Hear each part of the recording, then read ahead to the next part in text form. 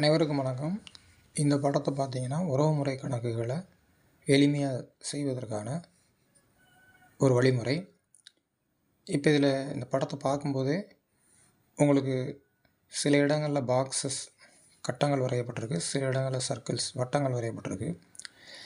இப்போ இதை நம்ம எப்படி நோட் பண்ணிக்கிறோம் அப்படின்னா, இந்த கட்டங்கள் வரைந்திருக்கிற இடம் பூரா ஆண்களையும், வட்டம் வரைந்திருக்கிற இடங்களை பூரா பெண்கள் அப்படிங்கிற அமைப்புலையும் எடுத்துக்கிறோம்.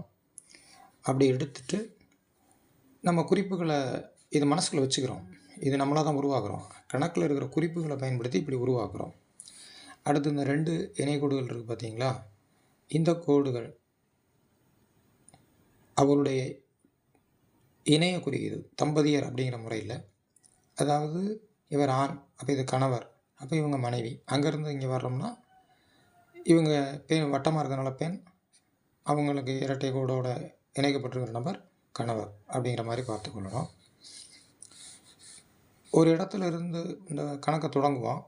அப்போ அதுக்கு மேலே அப்படிங்கிறதெல்லாம் அப்பா அம்மா உறவை குறிக்கக்கூடிய முறையாகவும், கீழே வரக்கூடியதெல்லாம் மகன் மகளை குறிக்கக்கூடிய உறவு முறையாகவும் எடுத்துக்கிறணும். இப்போ ஏயை வச்சு இந்த கணக்கு உருவாக்குறோம் அப்படின்னா, ஏக்கு மேல் நோக்கி வரக்கூடிய பாக்ஸுக்குள்ளே இருக்கிறவர் அப்பா, ஏக்கு மேலே வட்டத்தில் இருக்கக்கூடியவங்க ஏயுடைய அம்மா. ஏயை மையப்படுத்தி கீழ் நோக்கி வர்றோம் அப்படின்னா மகள் அல்லது மகன், இங்கே